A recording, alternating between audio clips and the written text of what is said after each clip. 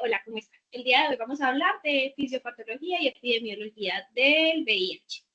Entonces, para iniciar, vamos a hablar un poquito sobre qué es el virus del VIH. El virus del VIH pertenece a la familia Retroviridae, es un lentivirus y dentro de estos retrovirus hay solamente 4 retrovirus que se consideran patógenos. Dentro de ellos, unos de los que vamos a hablar el día de hoy, que son el VIH-1 y el VIH-2, pero también es importante que conozcan que existen otros retrovirus que son endémicos en Colombia, que son el HTLV1 y 2, que pues no serán el tema de esta clase, pero es importante que los conozcan. Dentro del VIH, sabemos que el VIH-1 es el VIH más común, es el principal causante de la pandemia por VIH, y dentro de ellos pues sabemos que existen muchos serogrupos que están con diferentes ubicaciones a nivel mundial. Sin embargo, esto no va a ser relevante para la práctica clínica. Lo que sí es importante que conozcan es que existe otro virus, que es el VIH-2, este se describió en el 86 en África, y este es importante conocerlo porque hay algunas pruebas diagnósticas en las que no se reconocen los anticuerpos contra el VIH-2 y podría ser una causa de falsos negativos en el momento de diagnosticar el VIH. Y adicionalmente, como vamos a mencionarlo ahorita más adelante, hay unos grupos de medicamentos específicos que no nos sirven para el VIH-2. Por lo tanto, si uno tiene una alta sospecha clínica de un cuadro clínico de VIH en un paciente que potencialmente adquirió la infección en África, debe evaluar si las pruebas diagnósticas nos están siendo útiles para el diagnóstico del VIH-2. ¿Cómo se caracteriza? Es un virus que va a tener una membrana lipídica. En su pared tenemos las glicoproteínas de las que hablaremos más adelante, la 120 y la 41 y su papel. Tiene una cápside y dentro de esa cápside está el RNA viral y la transcriptasa reversa, que van a ser pues, características típicas de este virus. ¿Cómo se replica? Y van a ver que esto vamos a trabajarlo bastante, porque a partir de acá vamos a tener el conocimiento de en dónde actúan las terapias antirretrovirales y por qué unas van a ser más potentes que otras.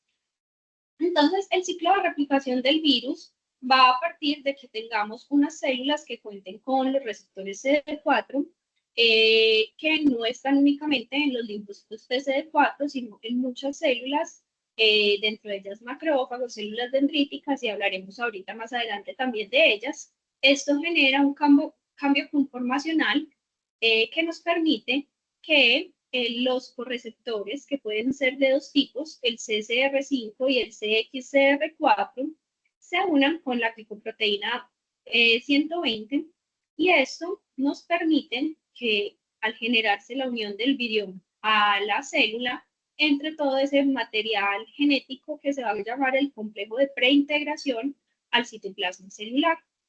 Aquí esto se va a disolver y nos va a permitir que tanto el RNA viral como la transcriptasa reversa empiecen a generar el DNA viral dentro de la célula, el cual entra al núcleo y por medio de la integrasa se va a unir al DNA de la célula huésped.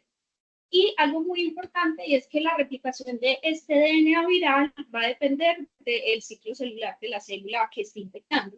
Entonces, si tenemos, por ejemplo, linfocitos TCD4 que no están activos, no va a haber replicación viral, pero van a servirnos de reservorio para el virus. Cuando estos virus se replican, esto nos va a permitir que el DNA del virus se replique y nos produce el RNA viral, y a partir de este RNA viral podemos formar proteínas y formar nuevos viriones. Estos viriones salen de las células a través de las proteasas y pueden madurar a generar nuevos viriones maduros que pueden generar nuevamente infección de otras células. En esta diapositiva vemos cómo se da el cambio conformacional en la glicoproteína P120 al unirse con los correceptores para poder producirse la fusión de las membranas. Entonces, ¿qué queremos ver acá? Todo eso de lo que hemos hablado nos lleva a ver cuáles van a ser los puntos en los que trabajamos con los diferentes medicamentos. Tenemos unos medicamentos que van a ser los inhibidores de la entrada. Dentro de ellos hay varios que en realidad pues, están en desuso, que son el Enfubitide OT20 y los correceptores CCR5, el Maraviroc. No es necesario que ustedes se aprendan estos nombres, que es lo importante que ustedes sepan en qué puntos actúan los antirretrovirales. Y adicionalmente, en la entrada, tenemos unos nuevos medicamentos que se han estado estudiando, que son el Ivalizumab y el Fostemsavir. Sin embargo, pues estos aún no los tenemos aquí en Colombia. Adicionalmente, vamos a tener en el punto número 2, cuando los viriones ya entran, tenemos unos inhibidores nucleócidos y no nucleócidos de la transcriptasa reversa, que van a ser pues como de los base de los medicamentos en los esquemas más clásicos de terapia antirretroviral. Aquí para resaltar que los inhibidores no nucleócidos son aquellos que no tienen efecto para los pacientes que están por infección por el virus del VIH-2. También entonces vamos a tener inhibidores, espérenme que no me quedaron aquí marcados, los inhibidores de la transcriptasa reversa. Estos van a ser unos de los medicamentos más potentes que juntamos en la actualidad y que por las guías actualizadas colombianas siempre deberían estar incluidos como primera línea en nuestros esquemas de tratamiento porque tienen una alta potencia para inhibir la replicación del virus y adicionalmente tienen una alta barrera genética para evitar y disminuir el riesgo de que se produzcan mutaciones que nos lleven a resistencia a la terapia antirretroviral. Al final también tenemos los inhibidores de proteasa. Estos medicamentos los tenemos desde hace varios años y han ido saliendo medicamentos pues, nuevos que tienen menos efectos adversos y unas mejores capacidades en la dosificación que los que teníamos previamente. Los inhibidores de la proteasa, similar a los inhibidores de la integrasa, tienen la capacidad de tener una alta barrera genética y una alta potencia, pero por su naturaleza de tener, pues, de ser inhibidores de la proteasa, también pueden tener interacciones medicamentosas que vendrían a ser como el principal defecto de estos medicamentos. Y finalmente tenemos el lenacapavir, que aún no lo tenemos acá en Colombia, pero que llegará en algún momento, que se comporta como un inhibidor de la cápside. Entonces, estos son como los puntos específicamente en los que puede actuar toda la terapia antirretroviral. Pasando un poquito a unos temas un poco más digeribles, tenemos los métodos de transmisión del virus.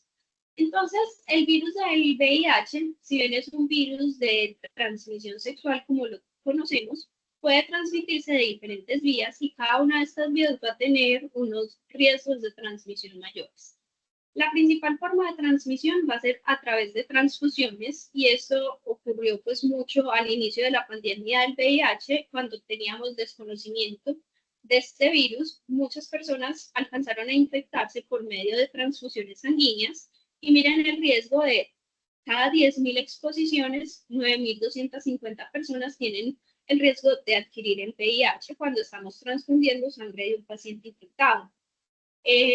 Afortunadamente, esto ya lo conocemos y a toda persona que vaya a donar sangre, además de interrogarla por sus factores de riesgo, en todas partes se les hacen pruebas de VIH a estos pacientes.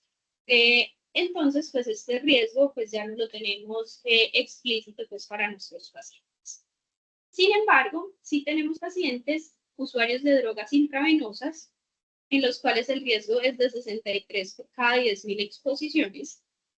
Y otro grupo importante van a ser las exposiciones percutáneas, pero en este riesgo no están hablando específicamente de las ocupacionales y de ellas hablaremos un poquito más adelante.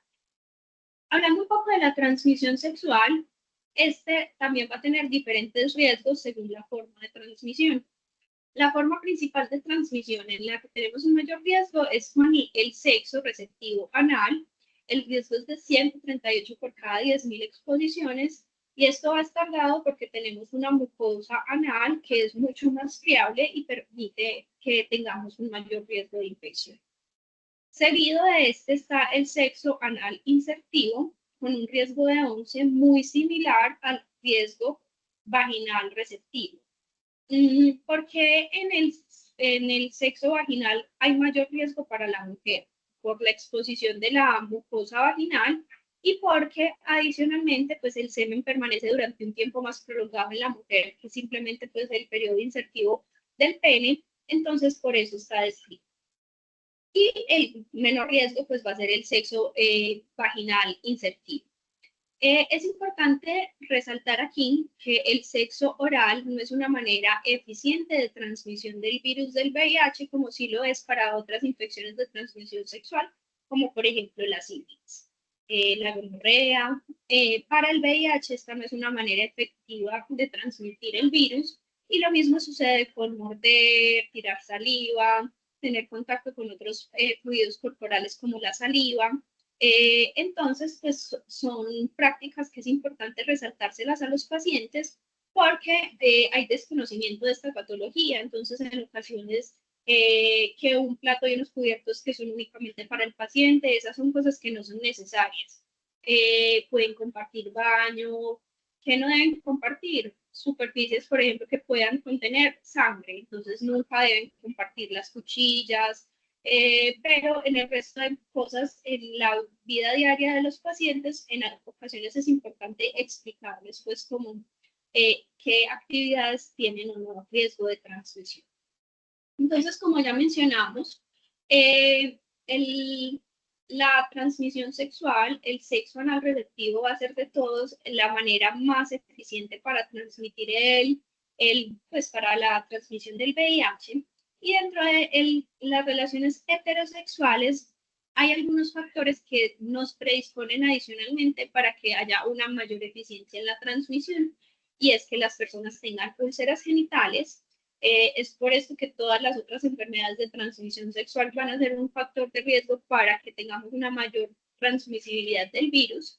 Si la persona que tiene la infección tiene altas cargas virales, eh, y sabemos que también hay otros factores como las mujeres que utilizan anticonceptivos orales, se ha descrito que también pueden tener un mayor riesgo de transmisión del virus porque esto induce algunos cambios en la mucosa que la hacen más vulnerable. Sin embargo, pues la instrucción con esto y el mensaje que les quiero dejar no es que le digamos a las mujeres que dejen de utilizar los anticonceptivos orales, pero es resaltarle que es importante no contar únicamente con el método preventivo del embarazo con los anticonceptivos orales, sino buscar otros métodos como la barrera con los condones para tratar de disminuir estas otras infecciones. Las mujeres adolescentes tienen un tracto genitourinario inmaduro y también puede ser un factor de riesgo para la transmisión del VIH, y finalmente hay algunos estudios que nos muestran que la circuncisión podría ser un factor protector. Respecto a las exposiciones ocupacionales, el riesgo en realidad es bajo, y si ustedes lo comparan, como ven aquí, el riesgo por exposición, el riesgo de transmitir hepatitis B es muchísimo más alto que el riesgo de adquirir una infección por el VIH. Para hepatitis B, si las personas no están vacunadas y no tienen inmunidad, el riesgo es entre el 6 y el 30%, y el riesgo con la hepatitis B es que también es una infección que se nos puede cronificar. Hepatitis C también es mucho más eficiente que el VIH en su transmisión, el riesgo es del 1.8%. Afortunadamente para la hepatitis C sí tenemos opciones de tratamiento que van a ser curativas, y por eso pues siempre que tenemos exposiciones ocupacionales no solamente vigilamos VIH, sino hepatitis B y hepatitis C. ¿Qué sucede entonces con el VIH? Si tenemos heridas percutáneas que ya sean con aguja o con cortadas, el riesgo es del 0.23% si no hacemos nada. Y en contacto con mucosas y piel intactas es mucho más bajo, 0.09%. Hay algunos factores que nos pueden aumentar el riesgo de infección, y es cuando nos tenemos contacto con grandes cantidades de sangre, cuando son punciones con agujas huecas, heridas profundas, el contacto prolongado, y es por esto que siempre se le resalta a todas las personas que trabajan en el contexto de la salud que ante cualquier tipo de herida debemos hacer inmediatamente lavado con agua y con jabón de las heridas, no decir, ay, no, qué pena, voy a interrumpir la cirugía, no, siempre debemos hacerlo. Y obviamente va a depender del estado de inmunidad de nuestros pacientes. Si el paciente tiene una enfermedad avanzada con una alta carga viral, pues va a ser un mayor riesgo de transmisión que alguien que se encuentre con carga viral indetectable. En estas exposiciones ocupacionales, el riesgo se disminuye aún más si las personas por criterios de alto riesgo de infección les administramos la terapia antirretroviral por un mes posterior a la exposición. Y recordar que hay muchas secreciones que no van a ser infecciosas. El contacto con heces, saliva, secreciones nasales, sudor, lágrimas, orina no van a ser exposiciones ocupacionales de riesgo. Otra manera de transmisión es la transmisión materno-fetal, que es una forma de transmisión que en realidad pues no deberíamos tenerla. En los países desarrollados se presenta en el 15 al 25% y en los países subdesarrollados esto aumenta a un 25 un 35%. Y vamos a tener diferentes riesgos dependiendo del momento del embarazo en el que la madre con la infección. Durante el embarazo se puede transmitir tanto en el primero como en el segundo trimestre y el riesgo es de un 23 a un 30%, pero el mayor riesgo de transmisión va a ser durante el trabajo de parto con un 50 a un 65%. Y es por eso que nosotros resaltamos mucho la importancia de que las mamás lleguen al trabajo de parto en las mejores condiciones virológicas e inmunológicas posibles. Y finalmente, si la madre no está indetectable durante la lactancia y permitimos la lactancia, este riesgo es del 12 al 20%. ¿Qué pasa con la lactancia? Clásicamente y hasta el momento todavía la tenemos contraindicada en todas las maternas con VIH. A toda mamá con VIH, el programa de VIH les entrega tarros de leche materna para evitar esta exposición.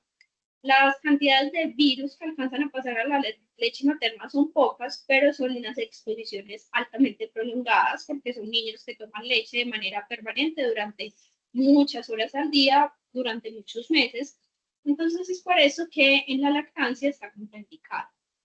Sin embargo, están empezando a aparecer estudios en países desarrollados en los que le hacen seguimiento a maternas que deciden dar lactancia materna estando indetectables y se ha demostrado que si la materna está indetectable y adherente al tratamiento, no hay transmisión. Entonces, potencialmente este sea un paradigma que cambiaremos pues más adelante a medida que tengamos más evidencia. ¿Qué sucede? Miren que este riesgo de transmisión del 15 al 25% lo podemos disminuir a menos del 5% con una terapia antirretroviral apropiada para las maternas.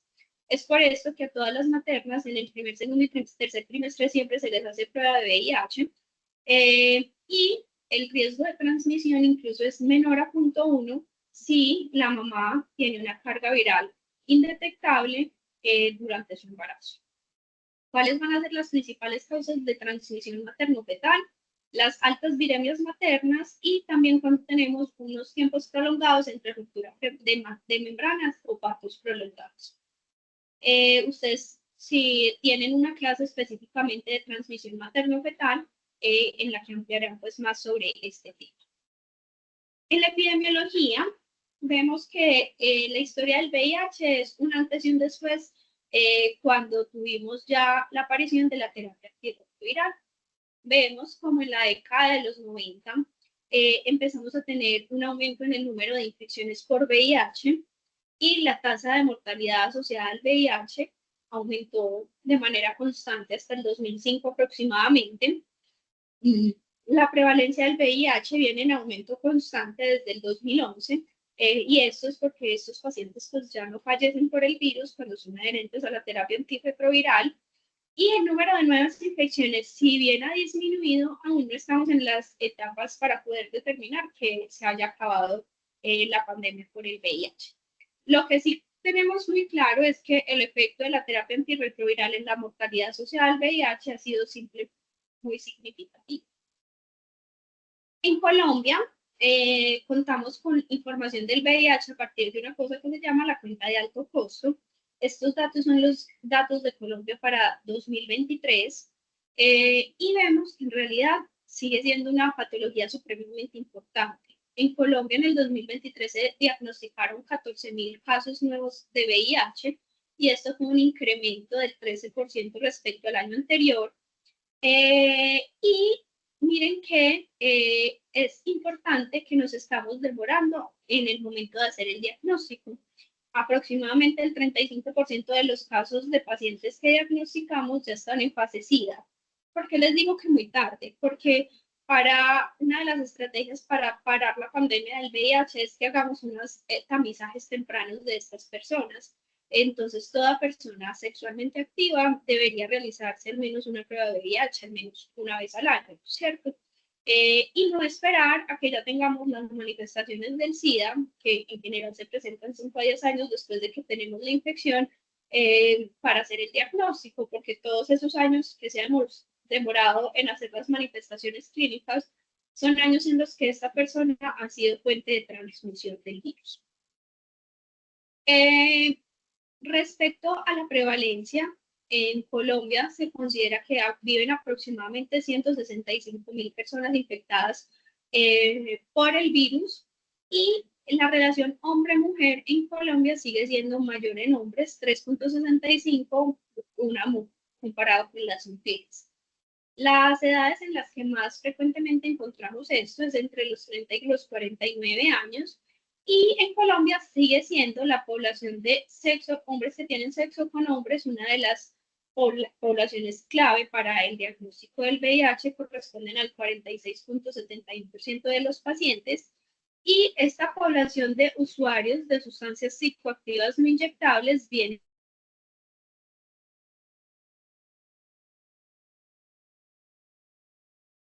Como les mencioné, la incidencia y la prevalencia del virus siguen en aumento y es importante saber que la mortalidad sigue siendo mayor en las personas mayores de 50 años.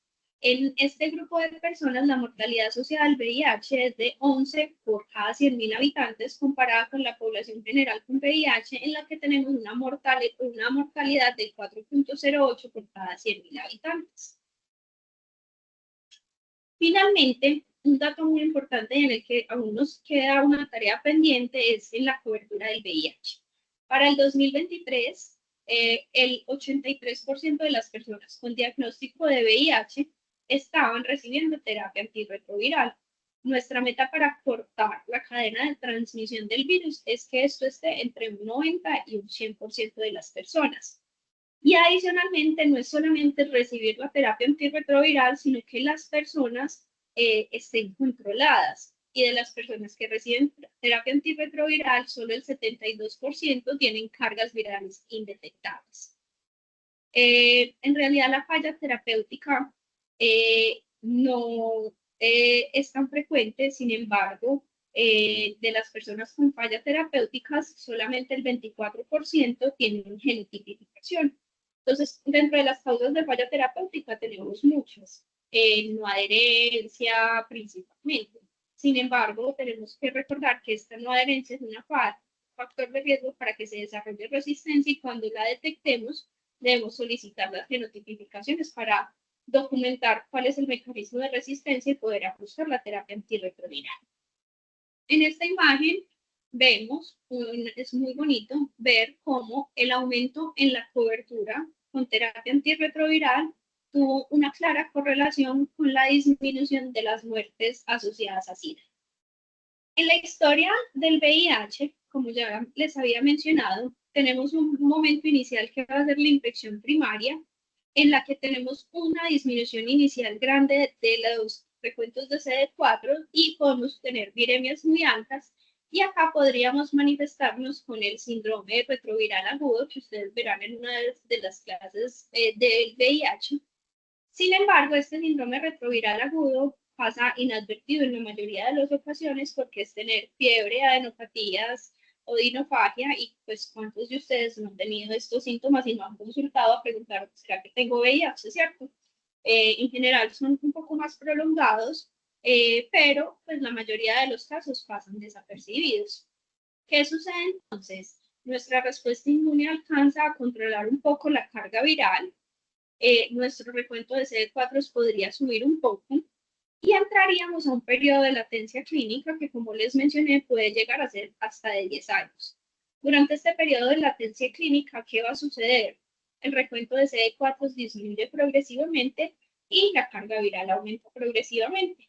Empezamos a presentar síntomas constitucionales y cuando tenemos recuentos de CD4 menores de 200, empiezan a aparecer las infecciones oportunistas y progresan a la muerte de nuestros pacientes. ¿Qué sucede entonces con la infección crónica y por qué se producen pues esta aparición de estas infecciones oportunistas? Entonces, primero, esta es cómo aparece la infección aguda. Vemos que los viriones y las células infectadas van a tener un primer contacto, pueden cruzar las barreras mucosas directamente o a través de las células dendríticas. Y aquí vamos a ver que van a tener contacto con los linfocitos TCD4 activados que tratan de identificar al virus y presentar los antígenos, pero esto lo único que hace es que lleva a una diseminación de la infección con establecimiento de la infección en los tejidos linfoides y la infección persistente pues por el virus y adicionalmente pues nos va a infectar los linfocitos TCD4 de reposo que van a formar un reservorio. El principal sitio de establecimiento y de programación de la infección entonces serán los tejidos linfoides lo que vamos a ver es que el virus se convierte en una infección crónica por medio de la elevación del sistema inmune.